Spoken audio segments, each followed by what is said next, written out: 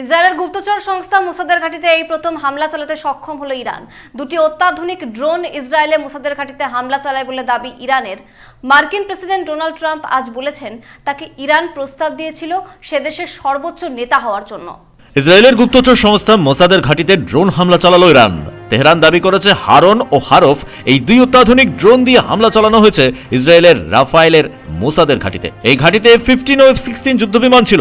এছাড়াও মোসাদের অত্যাধুনিক প্রযুক্তি ধ্বংস করে দেওয়া হয়েছে। যদিও এ নিয়ে কোনো মন্তব্য করেন ইসরায়েল, তবে ইরান ছবি প্রকাশ করে বলেছে মোসাদের ঘাঁটিতে এই প্রথম তারা এত বড় হামলা চালালো। আজ সকাল থেকে পাল্টা হামলা চালিয়েছে ইসরায়েল, তবে ইরানের ব্যাপক কোনো ক্ষয়ক্ষতি হয়নি বলে জানিয়েছে তারা। তেহরান পাল্টা হামলা চালিয়েছে সৌদি আরব, কুয়েতে। আমেরিকার সেনা ঘাঁটি আর তেলের ভান্ডার লক্ষ্য করে হামলা চালিয়েছে তারা। আজ আমেরিকার সংবাদ মাধ্যমে মন্তব্য করেছেন মার্কিন প্রেসিডেন্ট ডোনাল্ড ট্রাম্প। ইসরায়েল যখন হামলা চালাচ্ছে ইরানে আর ইরান যখন পাল্টা হামলা চালাচ্ছে, তখন মার্কিন প্রেসিডেন্ট ডোনাল্ড ট্রাম্প বলেছেন ইরান আমাকে প্রস্তাব দিয়েছিল তাদের দেশের সর্বোচ্চ নেতা হওয়ার জন্য। আয়াতুল্লাহ খোমেনির মৃত্যুর পর ইরানের তরফ থেকে প্রথমে প্রস্তাব আসে আমার কাছে। আমি ইরানকে সাফ জানিয়ে দিই তাদের দেশের সর্বোচ্চ নেতা হওয়ার কোনো ইচ্ছা আমার নেই। The head of a country that wanted that job less than being the head of Iran. I don't want it. We listen to some of the things they say. We hear them very clearly. They say, I don't want it. We'd like to make you the next supreme leader.